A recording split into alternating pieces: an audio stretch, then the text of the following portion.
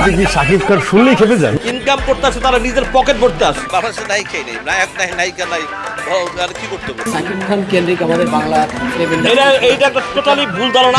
জিল্লু মালদে আজকে এই চান্দুর চান্দি ফাটাবো। এই যে মানে কি বলবো, এটা মানে এটা আমরা সবাই এটা জানি এবং মানি, বাংলাদেশের সুপারস্টার এবং মেগাস্টার বলতে একজনই রয়েছে, আর সেটা হলো সাকিব খান। এটা আমরা সবাই মানি কারণ আমরা পৃথিবী নামক গ্রহে বাস করি। কিন্তু এমন অনেক প্রাণী আছে যারা পৃথিবী নামক গ্রহে বাস করে না, বরং মঙ্গল গ্রহে বাস করে। আহারে কি কোন? যেমন Hollywood film director Christopher Nolan, যার কাছ থেকে ফিল্ম ডিরেক্ট করা শিখেছিল বাংলাদেশের টাকলাফার নোলান ওরফে এমডি ইকবাল সাহেব। এই জন্য আমি খুব গর্ববোধী। এই প্রাণীর নাম এমডি ইকবাল হলেও অনেকে তাকে অনেক নামে চিনে, যেমন টাকলা ইকবাল, টাকলাফার নোলান, ক্রিস্টোফার নোলানের বাংলাদেশি ভার্সন, এমনকি টাকলা চ্যাটারবাল। এই জন্য আমি খুব গর্ববোধী। এই প্রাণীর সঠিক নাম শুধুমাত্র একটা জায়গাতেই লেখা হয়, সেটা হলো অনন্ত জলিল ভাইয়ের সিনেমার পোস্টারে। প্রমাণ দাও, প্রমাণ দাও।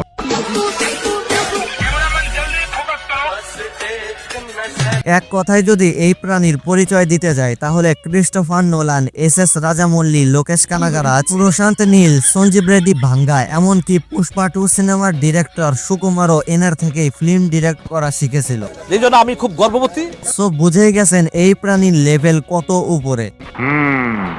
সো আমাদের সবার প্রিয় টাকলাফার নোলানের মতে বাংলাদেশে কোনো সুপারস্টার এবং মেগা স্টার নেই, শুধুমাত্র একজন ন্যাচারাল স্টার রয়েছে, আর সে হলো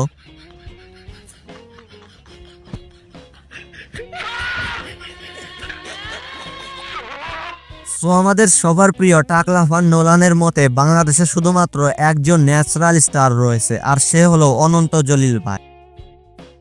হ্যাঁ, কথা কিন্তু 100% সত্য। আপনারা এটা বিশ্বাস না করলেও আমি ঠিকই বিশ্বাস করি, কারণ অনন্ত জলিল ভাইয়ের সিনেমায় যে লেভেলের ভিএফএক্স এর কাজ থাকে, অনন্ত জলিল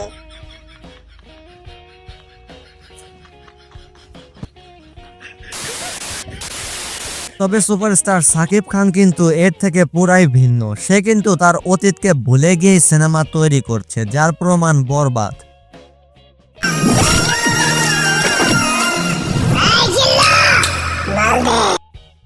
সাকিব খান যে তার অতীত নিয়ে ভাবে না এবং অতীতের সাথে মিল রেখে সিনেমা তৈরি করে না, সেটা তার সিনেমা বরবাদের একটা ডায়লগে সে বলেছে। এই সময় কম, শুরু করো। আমি আমার ফিউচার নিয়ে ভাবি না, অতীত নিয়েও ভাবি না, আমি শুধু একটা জিনিসই ভাবি, ভালো সিনেমা। ভালো সিনেমা না বানাইতে পারলে পুরা দুনিয়া বরবাদ করে দিতে পারি।